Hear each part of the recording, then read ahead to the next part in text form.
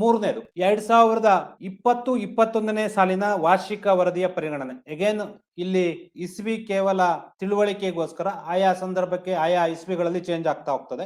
ವಿಷಯ 3 2020-21ನೇ ಸಾಲಿನ ವಾರ್ಷಿಕ ವರದಿಯ ಪರಿಗಣನೆ. ಸಾಮಾನ್ಯವಾಗಿ ಎಲ್ಲ ಸೌಹಾರ್ದ ಸಹಕಾರಿಗಳ ವಾರ್ಷಿಕ ವರದಿಯನ್ನ ಗಮನಿಸಿದೀನಿ. ಸಾಮಾನ್ಯವಾಗಿ ಆ ವರ್ಷದಲ್ಲಿ ಅಂದ್ರೆ ಹಿಂದಿನ ಆರ್ಥಿಕ ವರ್ಷದಲ್ಲಿ ಏನೆಲ್ಲ ಸಾಧನೆಗಳನ್ನ ಮಾಡಿದಿರಿ, ಏನೆಲ್ಲ ಚಟುವಟಿಕೆಗಳನ್ನ ಕೈಗೊಂಡಿದ್ದೀರಿ ಅದರ ವರದಿಯನ್ನ ಕೊಡ್ತೀರಾ. ಟಿಪ್ಪಣಿಯಲ್ಲಿ 2020-21ನೇ ಸಾಲಿನ ವಾರ್ಷಿಕ ವರದಿಯನ್ನ ಪುಟ ಸಂಖ್ಯೆ ಡ್ಯಾಶ್ ರಲ್ಲಿ ನೀಡಲಾಗಿದೆ. 19-20 ಯಾವ ಪುಟ ಸಂಖ್ಯೆನಲ್ಲಿ ಕೊಟ್ಟಿದ್ದೀವಿ ಪರಿಶೀಲಿಸಿ ಅನುಮೋದಿಸಬಹುದಾಗಿದೆ ಹೇಳ್ತಕ್ಕಂಥದ್ದನ್ನು ಇಲ್ಲಿ ಪುಟ ಸಂಖ್ಯೆಯನ್ನ ನಾನು ಕೊಡ್ತಾ ಹೋಗಿದ್ದೀನಿ ಟಿಪ್ಪಣಿಗೆ. ಕೆಲವು ಸೌಹಾರ್ದ ಸಹಕಾರಿಗಳು ಪ್ರತಿಯೊಂದು ವಿಷಯದ ಕೆಳಗೆ ಕೂಡ ನೇರವಾಗಿ ಕೂಡ ಆ ವಿಷಯವನ್ನ ಹಾಕ್ಬಹುದು.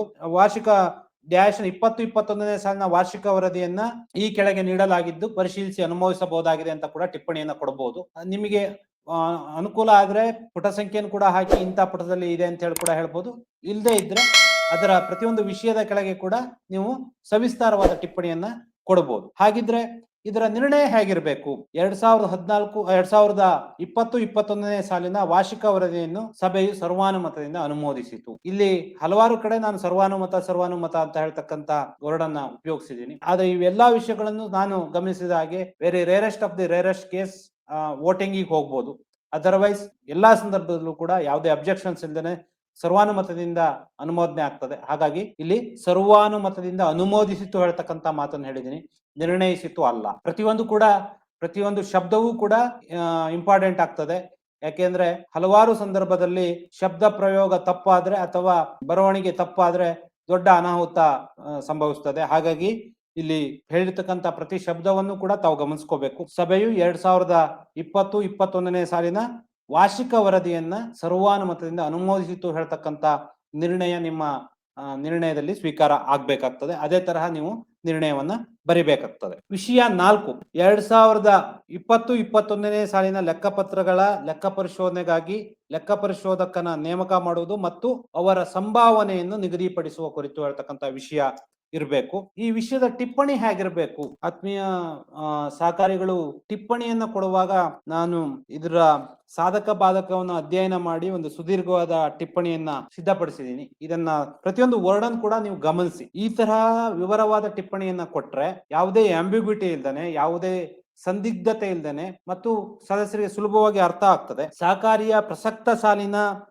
ಲೆಕ್ಕ ಪರಿಶೋಧನೆಯನ್ನ ಲೆಕ್ಕ ಪರಿಶೋಧಕರಾದ ಡ್ಯಾಶ್ ರವರು ಕೈಗೊಂಡಿದ್ದಾರೆ. ಇಂಥವ್ರು ಮಾಡಿದ್ದಾರೆ ಈ ವರ್ಷದ ಆಡಿಟ್ ರಿಪೋರ್ಟ್ ಅನ್ನ ಇಂಥವ್ರು ಮಾಡಿದ್ದಾರೆ. ನೆಕ್ಸ್ಟ್ ಗಮನಿಸ್ಕೊಳ್ಳಿ, ದಿನಾಂಕ 15 ಜುಲೈ 2013 ಲೆಕ್ಕ ಪರಿಶೋಧನಾ ನಿರ್ದೇಶಕರ ಸುತ್ತೋಲೆ ಸಂಖ್ಯೆ ಅನ್ವಯ ಸಹಕಾರಿಯ ದುಡಿಯುವ ಬಂಡವಾಳಕ್ಕನುಗುಣವಾಗಿ ಅನುಭವಿ ಸನ್ನದು ಲೆಕ್ಕ ಪರಿಶೋಧಕರನ್ನು ಲೆಕ್ಕ ಪರಿಶೋಧನೆಗೆ ನೇಮಕ ಮಾಡ್ಕೋಬೇಕಾಗಿದೆ. ಅದರಂತೆ ಸಹಕಾರಿಯ ದುಡಿಯುವ ಬಂಡವಾಳ ಡ್ಯಾಶ್ ಇದೆ. ಹಾಗಾಗಿ ಇದು ದುಡಿಯುವ ಬಂಡವಾಳಕ್ಕನುಗುಣವಾಗಿ ಸಹಕಾರಿಯ ಲೆಕ್ಕ ಪರಿಶೋಧನಾ ನಿರ್ದೇಶಕರು ಏನು ಕೆಟಗರಿ ಮಾಡಿದ್ದಾರೆ ಆ ಕೆಟಗರಿಯಲ್ಲಿ ಡ್ಯಾಶ್ ಶ್ರೇಣಿಯಲ್ಲಿ ಬರ್ತದೆ. ಏನಲ್ಲಿ ಬರ್ತದೋ, ಬಿ ನಲ್ಲಿ ಬರ್ತದೋ, ಸಿ ನಲ್ಲಿ ಬರ್ತದೋ ಹೇಳೋದನ್ನ ನೀವು ಸ್ಪಷ್ಟವಾಗಿ ಹೇಳ್ಬೇಕಾಗ್ತದೆ. ನಾನು ಇಲ್ಲಿ ಎ ಅಂತಾನೆ ಪರಿಗಣಿಸಿ, ಎ ಶ್ರೇಣಿ ಆಗಿರುವುದರಿಂದ ಎ ಶ್ರೇಣಿ ಆಗಿದ್ರೆ ಕನಿಷ್ಠ 10 ವರ್ಷ ಅನುಭವ ಇರಬೇಕು, ಬಿ ಶ್ರೇಣಿ ಆಗಿದ್ರೆ ಕನಿಷ್ಠ 5 ವರ್ಷಗಳ ಅನುಭವ ಇರಬೇಕು, ಸಿ ಶ್ರೇಣಿ ಆಗಿದ್ರೆ ಕನಿಷ್ಠ 3 ವರ್ಷಗಳ ಅನುಭವವನ್ನ ಲೆಕ್ಕ ಪರಿಶೋಧಕರು ಹೊಂದಿರಬೇಕಾಗ್ತದೆ. ಹಾಗಾಗಿ ನಾ ಇಲ್ಲಿ ಎ ಶ್ರೇಣಿಯನ್ನ ತಗೋತಾ ಇದ್ದೀನಿ. ಎ ಶ್ರೇಣಿ ಆಗಿರುವುದರಿಂದ ಕನಿಷ್ಠ 10 ವರ್ಷಗಳ ಅನುಭವ ಹೊಂದಿರುವ ಸನ್ನದ ಲೆಕ್ಕ ಪರಿಶೋಧಕರು ಮಾತ್ರ ಸಹಕಾರಿಯ ಲೆಕ್ಕ ಪರಿಶೋಧನೆಯನ್ನ ಮಾಡಬೇಕಿರುತ್ತದೆ. ಅದರಂತೆ ಈ ಕೆಳಗೆ ನೀಡಿರುವ ಸನ್ನದ ಲೆಕ್ಕ ಪರಿಶೋಧಕರು ಲೆಕ್ಕ ಪರಿಶೋಧನಾ ನಿರ್ದೇಶಕರು ತಮ್ಮ ಇಲಾಖೆಯ ಅಂತರ್ಜಾಲದಲ್ಲಿ ಪ್ರಕಟಿಸಿರ್ತಕ್ಕಂಥ ಎ ಕೆಟಗರಿಯ ಪಟ್ಟಿಯಲ್ಲಿರುವುದನ್ನ ಗಮನಿಸಲಾಗಿದೆ ಅಂತ ಹೇಳಿ, ನಂತರದಲ್ಲಿ ಕರ್ನಾಟಕ ಸೌಹಾರ್ದ ಸಹಕಾರಿ ನಿಯಮಗಳು 2004ರ 8B(6) ಅನ್ವಯ ಲೆಕ್ಕ ಪರಿಶೋಧಕರನ್ನು ಮತ್ತು ಲೆಕ್ಕ ಪರಿಶೋಧನಾ ಸಂಸ್ಥೆಗಳನ್ನು ಅನುಕ್ರಮವಾಗಿ 2 ವರ್ಷಗಳಿಂದ ಹೆಚ್ಚಿನ ಅವಧಿಗೆ ಲೆಕ್ಕ ಪರಿಶೋಧನೆಗೆ ನೇಮಕ ಮಾಡುವಾಗಿಲ್ಲ. ಸನ್ನದ ಲೆಕ್ಕ ಪರಿಶೋಧಕರಾಗಿರ್ತಕ್ಕಂಥ ಡ್ಯಾಶ್ ರವರು ಕಳೆದ 1 ವರ್ಷ ಮಾತ್ರ ಲೆಕ್ಕ ಪರಿಶೋಧನೆ ಮಾಡಿರ್ತಾರೆ. 2 ವರ್ಷ ಮಾಡಿದ್ರೆ 2 ವರ್ಷ ನಂತರದಲ್ಲಿ ಬರೋದಿಲ್ಲ. ಈ ಹಿನ್ನೆಲೆಯಲ್ಲಿ ಡ್ಯಾಶ್ ಶಾಲೆಗೆ ಲೆಕ್ಕ ಪರಿಶೋಧಕರನ್ನಾಗಿ ಈ ಕೆಳಗಿನ ಸನ್ನದ ಲೆಕ್ಕ ಪರಿಶೋಧಕರಲ್ಲಿ ಒಬ್ಬರನ್ನ ನೇಮಕ ಮಾಡಬಹುದಾಗಿರ್ತದೆ ಮತ್ತು ಅವರಿಗೆ ನೀಡಬಹುದಾದಂತಹ ಸಂಭಾವನೆಯನ್ನು ಕೂಡ ನಿಗದಿಪಡಿಸಬಹುದಾಗಿರ್ತದೆ ಹೇಳ್ತಕ್ಕಂಥ ಟಿಪ್ಪಣಿಯನ್ನ ಕೊಡಬೇಕಾಗತ್ತೆ. ಅಲ್ಲಿ ನಿಮ್ಮ ಟಿಪ್ಪಣಿಯಲ್ಲಿ ಲೆಕ್ಕ ಪರಿಶೋಧಕರು ಯಾರ್ಯಾರು, ಅವರಿಗೆ ಎಷ್ಟು ವರ್ಷಗಳ ಅನುಭವವನ್ನು ಹೊಂದಿರ್ತದೆ ಮತ್ತು ಫರ್ಮಿಗೆ ಸಂಬಂಧಪಟ್ಟಂತ ಡೀಟೇಲ್ಸ್ ಅನ್ನ ಕೊಡಬೇಕಾಗ್ತದೆ. ಹಾಗೆ ಕೊಟ್ಟ ನಂತರದಲ್ಲಿ ಸಾಮಾನ್ಯ ಸಭೆ ಏನ್ ನಿರ್ಣಯ ತಗೊಳ್ತದೆ, ಯಾರನ್ನ ಲೆಕ್ಕ ಪರಿಶೋಧಕರನ್ನಾಗಿ ಆಯ್ಕೆ ಮಾಡ್ಕೊಳ್ತದೆ, ಆ ನಿರ್ಣಯವನ್ನ ನೀವು ದಾಖಲು ಮಾಡ್ಬೇಕಾಗತ್ತೆ. ಆ ನಿರ್ಣಯ ಹೇಗಿರ್ಬೇಕು ಅಂತಂದ್ರೆ ಸಹಕಾರಿಯ 2021-22ನೇ ಸಾಲಿನ ಲೆಕ್ಕ ಪರಿಶೋಧನೆಗಾಗಿ ಶ್ರೀ ಡ್ಯಾಶ್ ರವರನ್ನು ಲೆಕ್ಕ ಪರಿಶೋಧಕರನ್ನಾಗಿ ಆಯ್ಕೆ ಮಾಡಿಕೊಳ್ಳಲು ಮತ್ತು ಸದರಿಯವರಿಗೆ ರು ಮೊತ್ತವನ್ನು ಲೆಕ್ಕ ಪರಿಶೋಧನಾ ಶುಲ್ಕವಾಗಿ ಗೌರವಧನವಾಗಿ ಪಾವತಿಸಲು ಸಭೆಯು ಸರ್ವಾನುಮತದಿಂದ ನಿರ್ಣಯಿಸಿತು ಹೇಳ್ತಕ್ಕಂತ ನಿರ್ಣಯವನ್ನ ನೀವು ದಾಖಲು ಮಾಡಬೇಕಾಗ್ತದೆ. ಇಲ್ಲಿ ಕೇವಲ ಲೆಕ್ಕ ಪರಿಶೋಧಕರ ಆಯ್ಕೆ ಅಥವಾ ನೇಮಕಾತಿ ಒಂದೇ ಅಲ್ಲ, ಅವರ ಸಂಭಾವನೆಯನ್ನು ಕೂಡ ನಿಗದಿಪಡಿಸುವುದು ಸಾಮಾನ್ಯ ಸಭೆಯ ಕರ್ತವ್ಯ, ಅಧಿಕಾರ, ಹಕ್ಕು. ಹಾಗಾಗಿ ನೀವು ಅದನ್ನ ಮಾಡಲೇಬೇಕಾಗ್ತದೆ. ಈ ವಿಷಯದ ಕುರಿತು ಟಿಪ್ಪಣಿ ಮತ್ತು ನಿರ್ಣಯ ನಾನು ಮೇಲ್ ತಿಳಿಸಿದಾಗೆ ಇರಬೇಕಾಗ್ತದೆ. ನಂತರದ ವಿಷಯ 5 ಡ್ಯಾಶ್ ಸಾಲಿನ ಲೆಕ್ಕಪತ್ರಗಳ ಲೆಕ್ಕ ಪರಿಶೋಧನೆಗಾಗಿ ಆಂತರಿಕ ಲೆಕ್ಕ ಪರಿಶೋಧಕನ ನೇಮಕ ಮಾಡುವ ಕುರಿತು. ಸಹಕಾರಿಯ ಇಂಟರ್ನಲ್ ಆಡಿಟರ್, ನಮ್ಮಲ್ಲಿ ಒಂದು ಮಿಸ್ಕಾನ್ಸೆಪ್ಷನ್ ಏನು ಅಂತಂದ್ರೆ ಇಂಟರ್ನಲ್ ಆಡಿಟರ್ ಅನ್ನ ಸಹಕಾರಿಯ ಆಡಳಿತ ಮಂಡಳಿಯೇ ನೇಮಕ ಮಾಡ್ಕೋಬಹುದು ಅಂತ. ಹಾಗೆ ಮಾಡ್ಕೊಳ್ಳಿಕ್ಕೆ ಅವಕಾಶ ಇಲ್ಲ. ಸೆಕ್ಷನ್ 23 ನಲ್ಲಿ ಕ್ಲಿಯರ್ ಆಗಿ ಹೇಳ್ತಾರೆ, ಆಂತರಿಕ ಲೆಕ್ಕ ಪರಿಶೋಧಕರ ನೇಮಕಾತಿ ಕೂಡ ಸಹಕಾರಿಯ ಸಾಮಾನ್ಯ ಸಭೆಯಲ್ಲೇ ಆಗ್ಬೇಕು. ಹಾಗಾಗಿ ಇಲ್ಲಿ ಆಂತರಿಕ ಲೆಕ್ಕ ಪರಿಶೋಧಕರ ನೇಮಕಾತಿಯ ವಿಷಯವನ್ನು ಕೂಡ ನೀವು ಇಟ್ಕೋಬೇಕು. ಅದರ ಟಿಪ್ಪಣಿ ಹೀಗೆ ಇರಬೇಕು: ಸಹಕಾರಿಯ ಪ್ರಸಕ್ತ ಡ್ಯಾಶ್ ಸಾಲಿನ ಆಂತರಿಕ ಲೆಕ್ಕ ಪರಿಶೋಧನೆಯನ್ನು, ಅಂದ್ರೆ ಈ ಹಿಂದಿನ ಇಂಟರ್ನಲ್ ಆಡಿಟ್ ಅನ್ನ ಯಾರು ಮಾಡಿದ್ದಾರೆ, ಲೆಕ್ಕ ಪರಿಶೋಧಕರ ಆದ ಡ್ಯಾಶ್ ರವರು ಕೈಗೊಂಡಿರ್ತಾರೆ. ಡ್ಯಾಶ್ ಸಾಲಿಗೆ ಆಂತರಿಕ ಲೆಕ್ಕ ಪರಿಶೋಧನೆ ಕೈಗೊಳ್ಳಬಹುದಾದ ಸನ್ನದ ಲೆಕ್ಕ ಪರಿಶೋಧಕರ ಹೆಸರುಗಳನ್ನು ಈ ಕೆಳಗಡೆ ನೀಡಲಾಗಿದ್ದು ಪರಿಶೀಲಿಸಿ ಅನುಮೋದಿಸಬಹುದಾಗಿದೆ ಹೇಳ್ತಕ್ಕಂಥ ಟಿಪ್ಪಣಿಯನ್ನ ಕೊಡಬೇಕು. ಇಲ್ಲಿ ಒಂದು ವಿಷಯವನ್ನು ಗಮನಿಸಿ, ಯಾರು ಇಂಟರ್ನಲ್ ಆಡಿಟರ್ ಅಂತ ಏನ್ ನೀವು ನೇಮಕಾತಿ ಮಾಡ್ಕೋತೀರಿ ಸಾಮಾನ್ಯ ಸಭೆಯಲ್ಲಿ, ಈ ಇಂಟರ್ನಲ್ ಆಡಿಟರ್ ಏನು ಇಲಾಖೆ ಲೆಕ್ಕ ಪರಿಶೋಧನಾ ಇಲಾಖೆ ಸಿದ್ಧಪಡಿಸಿದೆ ಆ ಪ್ಯಾನಲ್ ಅಲ್ಲಿ ಇರಬೇಕಾದಂತ ಅವಶ್ಯಕತೆ ಇಲ್ಲ.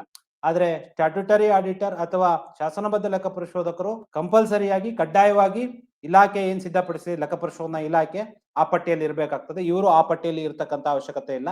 ಎನಿ ಚಾರ್ಟರ್ಡ್ ಅಕೌಂಟೆಂಟ್ ಅನ್ನ ನೀವು ನೇಮಕ ಮಾಡ್ಕೋಬಹುದು. ನಾ ಆಗ್ಲೇ ಹೇಳಿದಾಗೆ ಈ ಟಿಪ್ಪಣಿಯನ್ನು ನೀಡುವಾಗ ವ್ಯಕ್ತಿಗಳ ಹೆಸರು, ಸನ್ನದ ಲೆಕ್ಕ ಪರಿಶೋಧಕರ ಹೆಸರು ಮತ್ತು ಅವರಿಗಿರ್ತಕ್ಕಂಥ ಅನುಭವವನ್ನು ಕೂಡ ನೀವು ನಮೂದು ಮಾಡಿ ವಿವರವಾದ ಟಿಪ್ಪಣಿಯನ್ನ ಕೊಡ್ಬೇಕಾಗ್ತದೆ.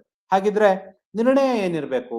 ನಿರ್ಣಯ ಹೇಗಿರ್ಬೇಕು ಅಂತಂದ್ರೆ, ಸಹಕಾರಿಯ ಡ್ಯಾಶ್ ಸಾಲಿನ ಆಂತರಿಕ ಲೆಕ್ಕ ಪರಿಶೋಧನೆಗಾಗಿ ಡ್ಯಾಶ್ ರವನ್ನು ಆಂತರಿಕ ಆಯ್ಕೆ ಮಾಡ್ಕೊಂಡಿದೀವಿ ಮತ್ತು ಸದರಿಯವರಿಗೆ ಡ್ಯಾಶ್ ಮೊತ್ತವನ್ನು ಲೆಕ್ಕ ಪರಿಶೋಧನಾ ಶುಲ್ಕವಾಗಿ ಗೌರವಧನವಾಗಿ ಪಾವತಿಸ ಸಭೆಯು ಸರ್ವಾನುಮತದಿಂದ ನಿರ್ಣಯಿಸಿತು ಹೇಳ್ತಕ್ಕಂತ ನಿರ್ಣಯವನ್ನ ಸ್ವೀಕಾರ ಮಾಡಬೇಕಾಗ್ತದೆ. ಹಾಗಾಗಿ ನಿಮ್ಮ ನಿರ್ಣಯ, ವಿಷಯ, ಟಿಪ್ಪಣಿ ಮತ್ತು ನಿರ್ಣಯ ಈ ಮೇಲ್ ತಿಳಿಸಿದಂತೆ ಇದ್ರೆ ಸೂಕ್ತವಾಗ್ತದೆ. ವಿಷಯ 6 ಹಿಂದಿನ ಸಹಕಾರ ವರ್ಷದ ಲೆಕ್ಕ ಪರಿಶೋಧನಾ ವರದಿ ಮತ್ತು ಲೆಕ್ಕ ಪರಿಶೋಧಕ ಆರ್ಥಿಕ ತತ್ವಗಳ ಪರಿಗಣನೆ, ಅಂದ್ರೆ ಆಡಿಟ್ ರಿಪೋರ್ಟ್ ಅನ್ನ ನೀವು ಮಂಡಿಸಬೇಕಾಗ್ತದೆ. ಇದರ ಟಿಪ್ಪಣಿ ಹೇಗಿರ್ಬೇಕು? ಈ ನೋಟಿಸಿನೊಂದಿಗೆ ಸನ್ನದ ಲೆಕ್ಕ ಪರಿಶೋಧಕರಾಗಿರ್ತಕ್ಕಂಥ ಡ್ಯಾಶ್ ರವರು ಲೆಕ್ಕ ಪರಿಶೋಧನೆ ನಡೆಸಿ ನೀಡಿರುವ 2020-21ನೇ ಸಾಲಿನ ಲೆಕ್ಕ ಪರಿಶೋಧನಾ ವರದಿಯನ್ನು ಮತ್ತು ಆರ್ಥಿಕ ತಕ್ತೆಗಳನ್ನು ಯಥಾವತ್ತಾಗಿ ಪುಟ ಸಂಖ್ಯೆ ಡ್ಯಾಶ್ ರಲ್ಲಿ ನೀಡಲಾಗಿದೆ ಅಥವಾ ಈ ಕೆಳಗೆ ನೀಡಲಾಗಿದೆ ಮತ್ತು ಟಿಪ್ಪಣಿಯೊಂದಿಗೆ ಕಳಿಸಲಾಗಿದೆ, ನೀವು ಹೇಗಾದ್ರೂ ಹೇಳ್ಕೋಬಹುದು, ಅದನ್ನ ಪರಿಶೀಲಿಸಿ ಅನುಮೋದಿಸಬಹುದಾಗಿದೆ ಹೇಳ್ತಕ್ಕಂತ ತರ ಟಿಪ್ಪಣಿಯನ್ನ ಕೊಡ್ಬೇಕಾಗ್ತದೆ. ಹಾಗಿದ್ರೆ ನಿರ್ಣಯ ಏನಿರ್ಬೇಕು? ಹಿಂದಿನ ಸಹಕಾರ ವರ್ಷದ ನಿರ್ಣಯ ಸಭೆಯು ಡ್ಯಾಶನೇ ಸಾಲಿನ ಅಂದ್ರೆ 2020-21ನೇ ಸಾಲಿನ ಲೆಕ್ಕ ಪರಿಶೋಧನಾ ವರದಿಯ ಮತ್ತು ಲೆಕ್ಕ ಪರಿಶೋಧಕ ಆರ್ಥಿಕ ತತ್ವಗಳನ್ನು ಪರಿಶೀಲಿಸಿ ಸರ್ವಾನುಮತದಿಂದ ಅನುಮೋದಿಸಿತು ಹೇಳ್ತಕ್ಕಂತ ಫಾರ್ಮ್ಯಾಟ್ ನಲ್ಲಿ ನಿರ್ಣಯ ಬರಬೇಕಾಗ್ತದೆ. ಇಲ್ಲಿ ಆಡಿಟ್ ರಿಪೋರ್ಟ್ ಅನ್ನ ಪರಿಶೀಲನೆ ಮಾಡ್ತದೆ, ಹಾಗಾಗಿ ಪರಿಶೀಲನೆ ಹೇಳ್ತಕ್ಕಂತ ವರ್ಡ್ ಅನ್ನ ಉಪಯೋಗಿಸಿದೀನಿ. ಪರಿಶೀಲನೆಯ ನಂತರವೇ ಅನುಮೋದನೆ ಆಗ್ತದೆ.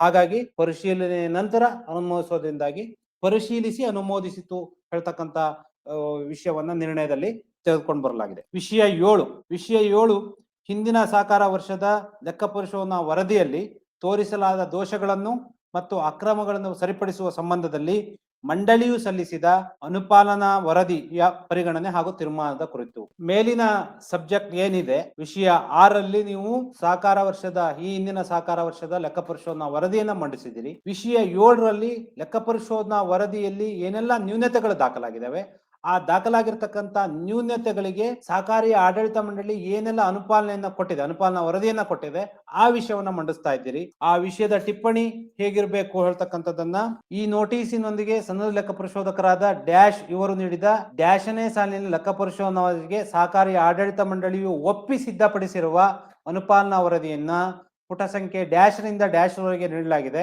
ಅಥವಾ ಈ ಕೆಳಗೆ ನೀಡಲಾಗಿದೆ, ಇದನ್ನು ಪರಿಶೀಲಿಸಿ ಅನುಮೋದಿಸಬಹುದಾಗಿದೆ ಹೇಳ್ತಕ್ಕಂಥ ತರ ಟಿಪ್ಪಣಿ ಇರಬೇಕು.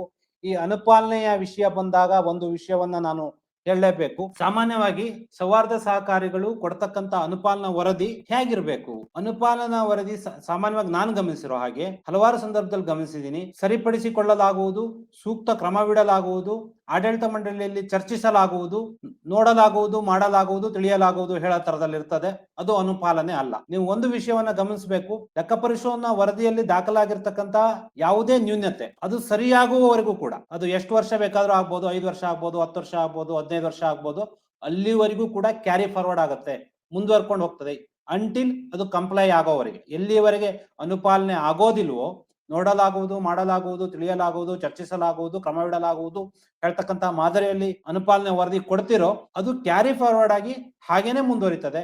ಹಾಗಾಗಿ ಅನುಪಾಲನಾ ವರದಿ ಹೇಳ್ತಕ್ಕಂಥದ್ದು ಸ್ಪೆಸಿಫಿಕ್ ಆಗಿರ್ಬೇಕು. ಸ್ಪೆಸಿಫಿಕ್ ಅಂತ ಹೇಳೋದಕ್ಕೆ ನಾನು ಒಂದು ಸಣ್ಣ ಉದಾಹರಣೆಯನ್ನ ಕೊಟ್ಟು ಮುಂದಕ್ಕೆ ಹೋಗ್ತೀನಿ. ಒಂದು ಸಹಕಾರಿಯ ಲೆಕ್ಕ ಪರಿಶೋಧನಾ ವರದಿಯಲ್ಲಿ ಲೆಕ್ಕ ಪರಿಶೋಧಕರು ದಾಖಲು ಮಾಡ್ತಾರೆ, ಸಹಕಾರಿಯು ದಾಖಲಾತಿಯನ್ನ ಸಂರಕ್ಷಣೆ ಮಾಡುವ ಯಾವ ಅವಧಿಯವರೆಗೆ ಸಂರಕ್ಷಣೆ ಮಾಡ್ಕೋಬೇಕು ಅನ್ನೋದಕ್ಕೆ ದಾಖಲಾತಿ ಸಂರಕ್ಷಣಾ ನಿಯಮಗಳನ್ನ ರಚಿಸ್ಕೊಂಡಿಲ್ಲ. ಕಾಯ್ದೆಬದ್ಧವಾಗಿ ಹೇಳ್ಬೇಕು ಅಂತಂದ್ರೆ ಅದಕ್ಕೆ ನಿಯಮಗಳನ್ನ ರಚಿಸೋದು ಕಡ್ಡಾಯ, ಸೆಕ್ಷನ್ 32 ನಲ್ಲಿ ಹೇಳಿದ್ದಾರೆ. ಹಾಗೆ ಮಾಡ್ಕೊಂಡಿಲ್ಲ ಹೇಳ್ತಕ್ಕಂಥ ಕಮೆಂಟ್ ಅನ್ನ ಲೆಕ್ಕ ಪರಿಶೋಧಕರು ಹಾಕಿದ್ರೆ, ನೀವು ಸಾಮಾನ್ಯವಾಗಿ ಅನುಪಾಲನೆ ಕೊಡ್ತಕ್ಕಂತ ಸಂದರ್ಭದಲ್ಲಿ ನಾನು ಗಮನಿಸಿದ್ದೀನಿ, ಮುಂದಿನ ದಿನಗಳಲ್ಲಿ ಈ ಕುರಿತು ಸೂಕ್ತ ಕ್ರಮವಿಡಲಾಗುವುದು. ಅದು ಅನುಪಾಲನೆ ಅಲ್ಲ. ಅನುಪಾಲನೆ ಅಂದ್ರೆ ಹೇಗಿರಬೇಕು? ನಿರ್ದಿಷ್ಟವಾಗಿ ದಾಖಲು ಮಾಡಿರ್ತಕ್ಕಂತ ನ್ಯೂನತೆಗಳ ಬಗ್ಗೆ ಏನ್ ಕ್ರಮ ವಹಿಸಿದಿರಿ, ಈ ತರವನ್ನು ಆಗ್ಬೋದು. ಹೇಗೆ ಅಂತಂದ್ರೆ, ದಾಖಲಾತಿ ಸಂರಕ್ಷಣೆಯನ್ನ ಮಾಡುವ ನಿಯಮವನ್ನು ರೂಪಿಸುವಕ್ಕೋಸ್ಕರ ದಿನಾಂಕ ಡ್ಯಾಶ್ ರಂದು ನಡೆದಂತ ಆಡಳಿತ ಮಂಡಳಿ ಸಭೆಯಲ್ಲಿ ಉಪಸಮಿತಿಯನ್ನ ರಚಿಸಲಾಗಿದೆ.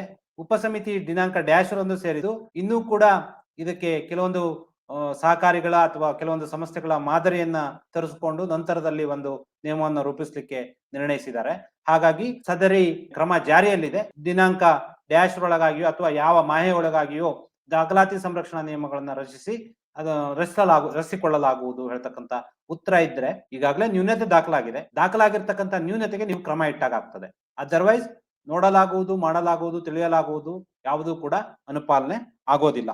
ಹಾಗಾಗಿ ಆ ವಿಷಯದ ಬಗ್ಗೆ ಕೂಡ ತಾವು ಅಗತ್ಯ ಗಮನವನ್ನ ಕೊಡಬೇಕಾಗ್ತದೆ. ಯಾವುದೇ ಅನುಪಾಲನಾ ವರದಿಯನ್ನ ಭವಿಷ್ಯತ್ ಕಾಲದಲ್ಲಿ ಮತ್ತು ಯಾವುದೇ ಕ್ರಮ ವಹಿಸದೆ ನೀಡಿದ್ರೆ ಅದು ಅನುಪಾಲನಾ ವರದಿ ಅಂತ ಅನ್ಸ್ಕೊಳ್ಳೋದಿಲ್ಲ. ಹಾಗಾಗಿ ಆ ವಿಷಯದ ಬಗ್ಗೆ ಕೂಡ ನೀವು ಗಮನವನ್ನ ಇಟ್ಕೊಳ್ಳಿ. ನಾನು ಆಗ್ಲೇ ಹೇಳಿದಾಗೆ ಏನು ನ್ಯೂನತೆ ದಾಖಲಾಗಿದೆ, ನೀವು ನ್ಯೂನತೆಗೆ ಸಂಬಂಧಪಟ್ಟಂತೆ ನಿರ್ಣಯ ಏನಿರ್ಬೇಕು? ಸಹಕಾರಿಯ 2020-21ನೇ ಸಾಲಿನ ಲೆಕ್ಕ ಪರಿಶೋಧನಾ ವರದಿಯಲ್ಲಿ ಸನ್ನದು ಲೆಕ್ಕ ಪರಿಶೋಧಕರು ದಾಖಲಿಸಿರುವ ನ್ಯೂನತೆಗಳಿಗೆ ಸಹಕಾರಿಯ ಆಡಳಿತ ಮಂಡಳಿ ಸಲ್ಲಿಸಿದ ಅನುಪಾಲನಾ ವರದಿಯನ್ನ ಸಭೆಯು ಸರ್ವಾನುಮತದಿಂದ ನಿರ್ಣಯಿಸಿತ್ತು ಹೇಳ್ತಕ್ಕಂತ ನಿರ್ಣಯ ಬರ್ಬೇಕಾಗ್ತದೆ. ಅಗೇನ್ ಸರ್ವಾನುಮತ ಇರ್ಬೋದು ಅಥವಾ ಬಹುಮತ ಇರ್ಬೋದು. ಕೆಲವು ಸಂದರ್ಭದಲ್ಲಿ ಬಹುಮತ ಆಗ್ತದೆ, ಕೆಲವೊಂದು ಸಂದರ್ಭದಲ್ಲಿ ಸರ್ವಾನುಮತ ಆಗ್ತದೆ. ಅದು ಯಾವ್ದಿದೆಯೋ ಅದನ್ನ ನೀವು ದಾಖಲು ಮಾಡ್ಬೇಕಾಗ್ತದೆ. ನೆಕ್ಸ್ಟ್ ವಿಷಯ 8 2020-21ನೇ ಸಾಲಿನಲ್ಲಿ ಬಜೆಟ್ ಪ್ರಾವಧಾನಕ್ಕಿಂತ ಆದ ಹೆಚ್ಚುವರಿ ಖರ್ಚುಗಳ ಅನುಮೋದನೆ ಕುರಿತು. ಪ್ರತಿ ವರ್ಷ ಕೂಡ ವಾರ್ಷಿಕ ಸಾಮಾನ್ಯ ಸಭೆಯಲ್ಲಿ ನಾವು ಬಜೆಟ್ ಅನ್ನ ಮಂಡಿಸಿ, ಆಯವ್ಯಯವನ್ನ ಮಂಡಿಸಿ ಅದಕ್ಕೆ ಅನುಮೋದನೆಯನ್ನ ಪಡ್ಕೋತೀವಿ.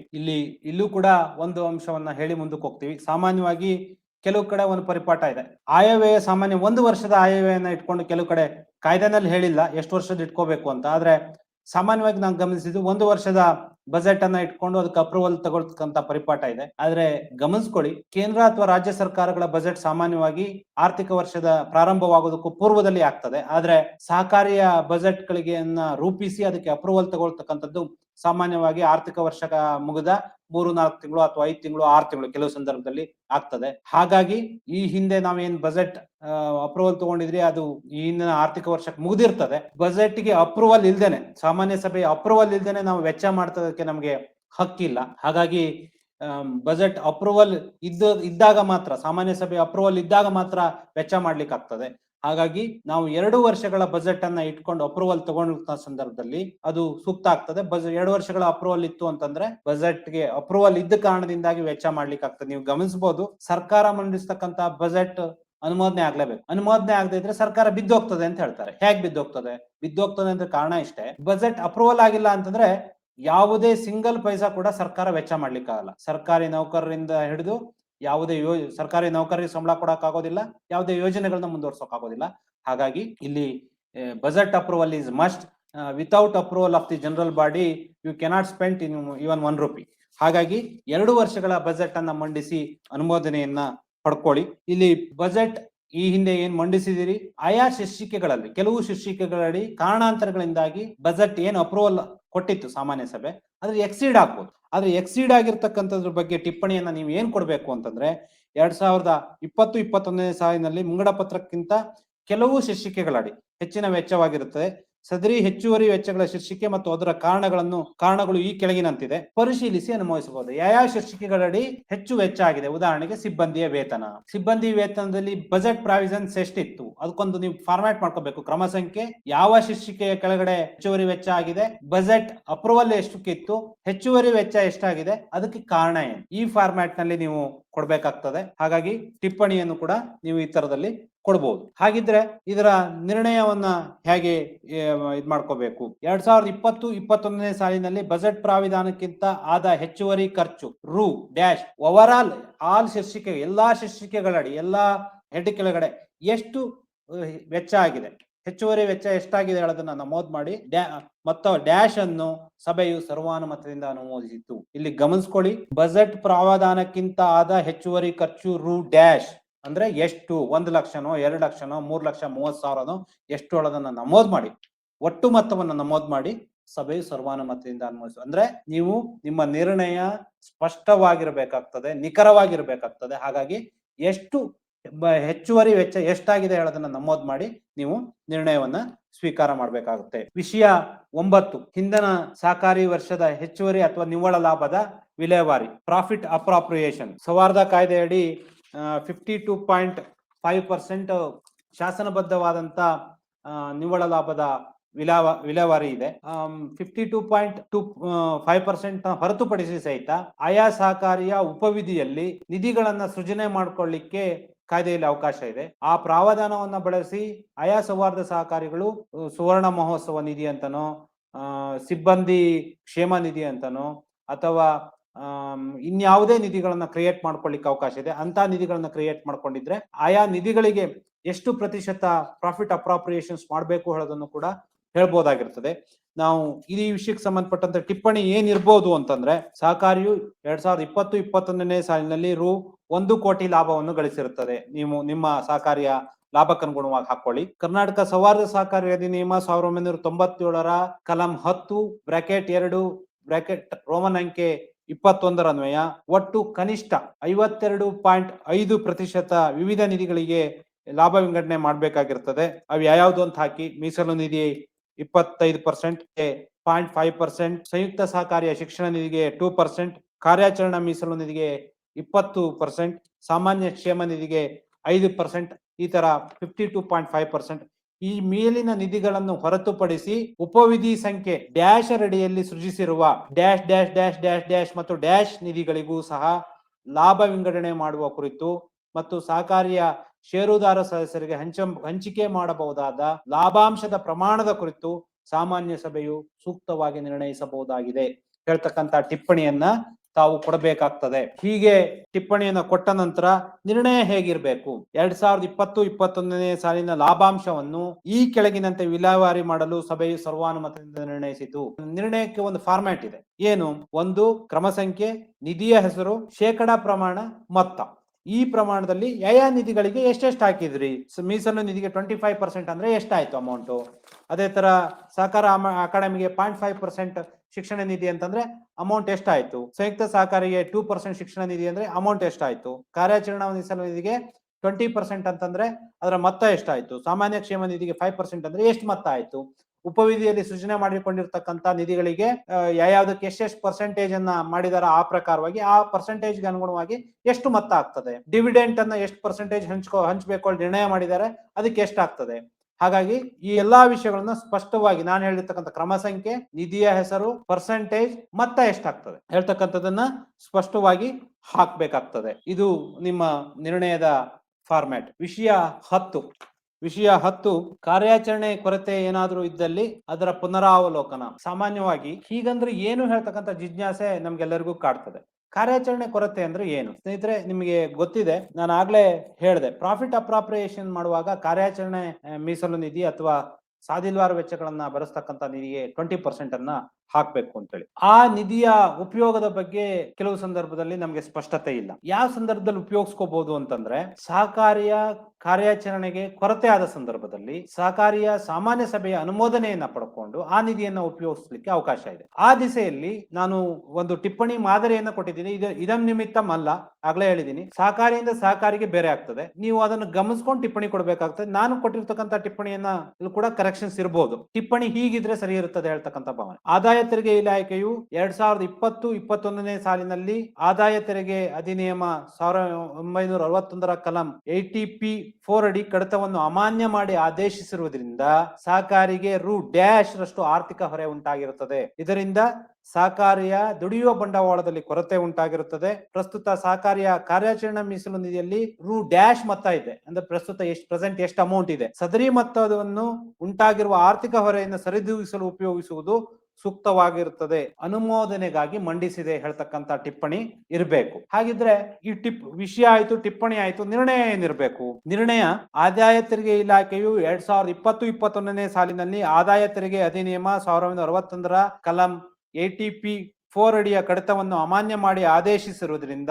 ಸಹಕಾರಿಗೆ ಉಂಟಾಗಿರುವ ರು-ರಷ್ಟು ಆರ್ಥಿಕ ಹೊರೆಯನ್ನು ಕಾರ್ಯಾಚರಣಾ ಮೀಸಲು ನಿಧಿಯಿಂದ ಭರಿಸಲು ಸಭೆಯು ಸರ್ವಾನುಮತದಿಂದ ಅನುಮೋದಿಸಿತು. ಈಗಾಗಲೇ ನಿಧಿ ಇದೆ, ಅದರಿಂದ ಕೂಪ್ ಅಪ್ ಪಡೆದುಕೊಳ್ಳಿಕ್ಕೆ ಸಾಮಾನ್ಯ ಸಭೆ ಅನುಮೋದನೆಯನ್ನ ಕೊಟ್ಟಿದೆ ಹೇಳ್ತಕ್ಕಂತ ಥರದಲ್ಲಿ ನಿರ್ಣಯ ಬರಬೇಕಾಗ್ತದೆ. ಹಾಗಾಗಿ ವಿಷಯ 10 ಕಾರ್ಯಾಚರಣೆ ಕೊರತೆ ಏನಾದರೂ ಇದರಲ್ಲಿ ಅದರ ಪುನರಾವಲೋಕನದ ವಿಷಯ 11 ದೀರ್ಘಾವಧಿ ಯಥಾದೃಷ್ಟ ಯೋಜನೆ ಮತ್ತು ವಾರ್ಷಿಕ ಕಾರ್ಯಾಚರಣೆ ಯೋಜನೆಯ ಅನುಮೋದನೆ. ದೀರ್ಘಾವಧಿ ಯಥಾದೃಷ್ಟ ಯೋಜನೆ ಅಂದ್ರೆ ಏನು?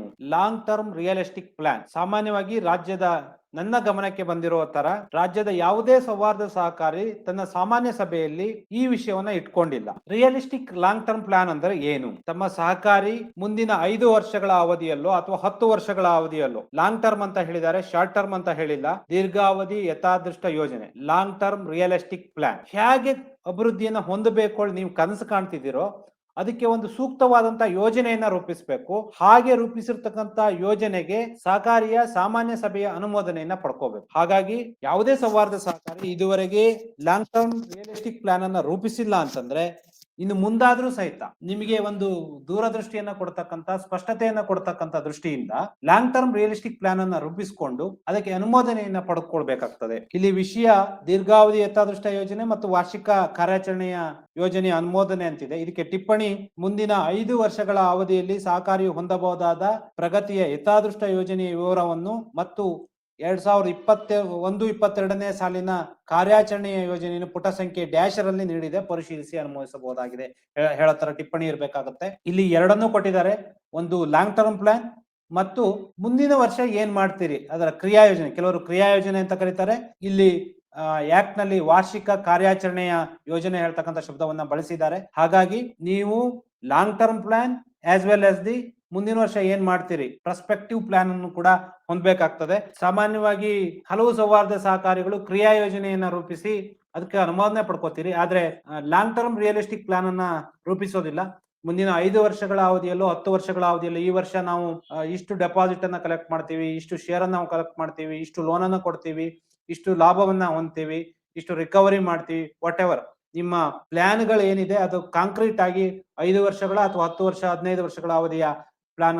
ಮತ್ತೆ ಸಹಕಾರಿಯ ಬ್ರಾಂಚ್ ಗಳನ್ನ ಇಷ್ಟು ಮಾಡ್ಬೇಕು ಅಂತ ಇದೀವಿ, ಸಹಕಾರಿ ಕಟ್ಟಡಗಳನ್ನ, ಸ್ವಂತ ಕಟ್ಟಡಗಳನ್ನ ಹೊಂದುವುದ್ರ ಬಗ್ಗೆ ಇರ್ಬೋದು. ಒಟ್ಟಾರೆಯಾಗಿ ಸಹಕಾರಿಯ ಮುಂದಿನ 5 ವರ್ಷಗಳ ಅಥವಾ 10 ವರ್ಷಗಳ ಮುನ್ನೋಟವನ್ನ ಕೊಡ್ತಕ್ಕಂಥದ್ದು ಏನಿದೆ ಇದು ಸಹಕಾರಿಯ ಸದಸ್ಯರಿಗೆ ಭರವಸೆಯನ್ನ ಕೊಡ್ತದೆ.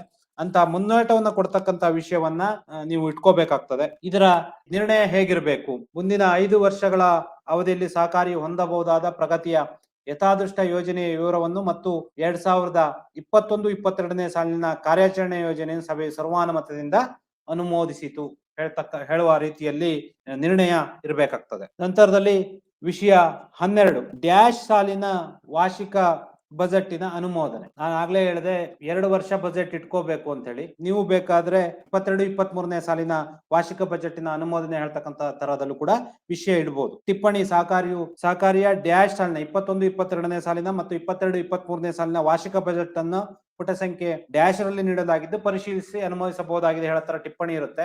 ಬಜೆಟ್ ಅನ್ನ ಮಾಡ್ತಕ್ಕಂತ ಸಂದರ್ಭದಲ್ಲಿ ಆಗ್ತಕ್ಕಂತ ನ್ಯೂನತೆಯನ್ನು ಕೂಡ ಗಮನಿಸಿರೋದು ಏನಪ್ಪಾ ಅಂತಂದ್ರೆ, ನಾವು ರೂಪಿಸಿರ್ತಕ್ಕಂತ ಬಜೆಟ್ ಅಥವಾ ಆಯವ್ಯಯ ಏನಿದೆ ಅದು ರಿಯಲಿಸ್ಟಿಕ್ ಆಗಿರ್ಬೇಕು. ಹಲವು ಸಂದರ್ಭದಲ್ಲಿ ರಿಯಲಿಸ್ಟಿಕ್ ಆಗಿರೋದಿಲ್ಲ. ಈ ಹಿಂದೆ ಏನ್ ಬಜೆಟ್ ಮಾಡಿದೀವಿ ಅದಕ್ಕೆ 20% 15% ಇನ್ಕ್ರೀಸ್ ಮಾಡಿ ಆಯಾ ಹೆಡ್ ಕೆಳಗಡೆ ನಾವು ಬಜೆಟ್ ಅನ್ನ ಮಂಡಿಸಿ ಅದಕ್ಕೆ ಅನುಮೋದನೆಯನ್ನ ಪಡ್ಕೋತೀವಿ.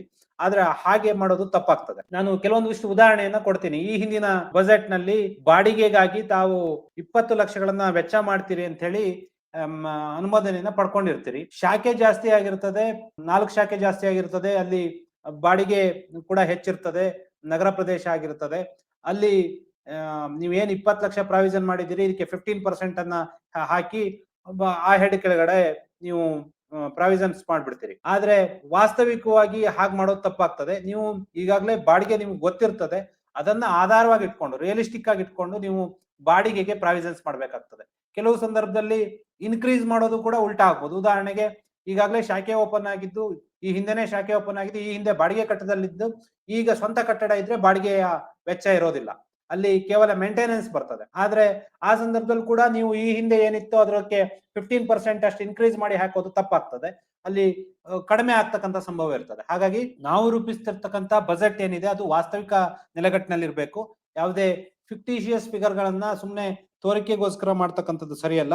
ಹಾಗಾಗಿ ಟಿಪ್ಪಣಿ ಸಹಕಾರಿಯ 21-22 ಅಥವಾ 22-23ನೇ ಸಾಲಿನ ವಾರ್ಷಿಕ ಬಜೆಟ್ ಅನ್ನು ಪುಟ ಸಂಖ್ಯೆ ಡ್ಯಾಶ್ ರಲ್ಲಿ ನೀಡಲಾಗಿದ್ದು ಪರಿಶೀಲಿಸಿ ಅನುಮೋದಿಸಬಹುದಾಗಿದೆ ಹೇಳ್ತಕ್ಕಂತ ರೀತಿಯಲ್ಲಿ ಟಿಪ್ಪಣಿ ಇರ್ಬೇಕಾಗ್ತದೆ. ಹಾಗಿದ್ರೆ ನಿರ್ಣಯ ಏನಿರ್ಬೇಕು? ಇಲ್ಲಿ ಒಂದು ವಿಷಯವನ್ನ ಗಮನಿಸಿ. ಈ ಪರ್ಟಿಕ್ಯುಲರ್ ವಿಷಯಕ್ಕೆ ಸಂಬಂಧಪಟ್ಟಂತೆ ನಿರ್ಣಯವನ್ನ ಸ್ವೀಕಾರ ಮಾಡ್ತಕ್ಕಂಥ ಸಂದರ್ಭದಲ್ಲಿ ಯಾವೊಬ್ಬ ಸದಸ್ಯ ಕೂಡ ನೀವು ಪರ್ಟಿಕ್ಯುಲರ್ ಪ್ರಾವಿಷನ್ಸ್ ಇದು ಸರಿಯಾಗಿಲ್ಲ ಅಂತ ಹೇಳ್ಬೋದು, ಅಥವಾ ಇದನ್ನ ರಿವೈಸ್ ಮಾಡಿದ್ರೆ ಸೂಕ್ತ ಹೇಳ್ತಕ್ಕಂಥ ಸಲಹೆಯನ್ನ ಕೊಡಬಹುದು. ಹಾಗೆ ಸಲಹೆಯನ್ನ ಕೊಟ್ಟ ಸಂದರ್ಭದಲ್ಲಿ ಅದನ್ನ ಉಳಿದ ಸದಸ್ಯರುಗಳು ಅನುಮೋದಿಸಿದ ಸಂದರ್ಭದಲ್ಲಿ ಅದು ಸಭೆಯ ನಿರ್ಣಯ ಆಗ್ತದೆ. ಹಾಗಾಗಿ ಅದನ್ನು ಅಂತಹ ವಿಷಯವನ್ನು ಕೂಡ ಸಭೆಯ ನಿರ್ಣಯದಲ್ಲಿ ತರಬೇಕಾಗುತ್ತೆ. ಹೇಗೆ ತರಬೇಕು ಅಂತಂದ್ರೆ, ಸಭೆಯ 2021-22ನೇ ಸಾಲಿನ ವಾರ್ಷಿಕ ಬಜೆಟ್ ನ ಪ್ರಸ್ತಾವನೆಯಲ್ಲಿ ನೀಡಿರ್ತಕ್ಕಂಥ ಶಿರೋನಾಮೆ ಡ್ಯಾಶರ ಕೆಳಗಿನ ಮೊತ್ತವನ್ನ ಸೂಕ್ತವಾಗಿ ಈ ತರದಲ್ಲಿ ಮಾರ್ಪಾಡು ಮಾಡ್ಲಿಕ್ಕೆ ಸಭೆಯು ಸರ್ವಾನುಮತದಿಂದ ನಿರ್ಣಯಿಸಿ. ಏನೆಲ್ಲ ಮಾರ್ಪಾಡುಗಳು ಆಗ್ತವೆ, ಸಭೆ ಸರ್ವಾನುಮತದಿಂದ ಏನೆಲ್ಲ ಮಾರ್ಪಾಡುಗಳನ್ನ ಮಾಡುತ್ತೆ